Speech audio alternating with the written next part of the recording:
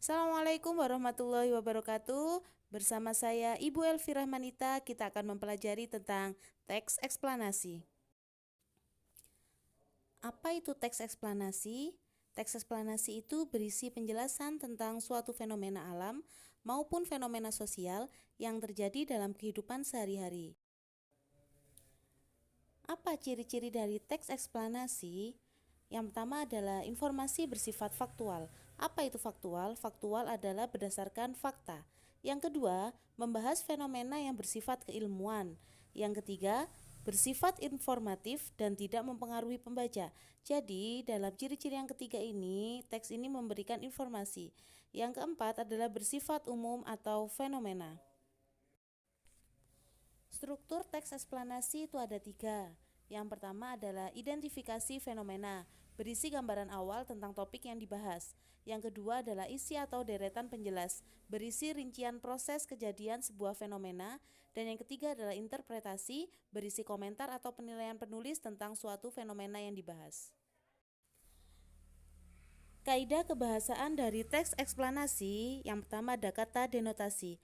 Apa kata denotasi? Denotasi adalah kata yang memiliki makna sebenarnya. Yang kedua adalah konjungsi kausalitas, yakni kata hubung kausalitas, sebab akibat. Yang ketiga ada konjungsi kronologis, biasanya disebut konjungsi temporal, itu berhubungan dengan waktu. Yang keempat ada kata ganti atau pronomina, contohnya ini, itu, tersebut. Yang kelima, kata kerja pasif. Kata kerja pasif biasanya ditandai dengan kata di atau ter, misalnya terbangun atau diingatkan, berarti mereka pasif. Yang keenam adalah kata teknis.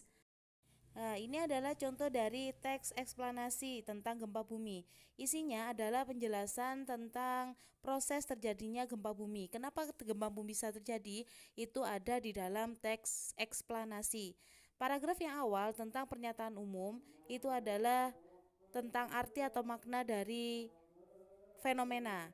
Setelah itu ada yang namanya deretan penjelasan, berisi proses-proses yang terjadi, kenapa gempa bumi itu terjadi, itu adalah deretan penjelas.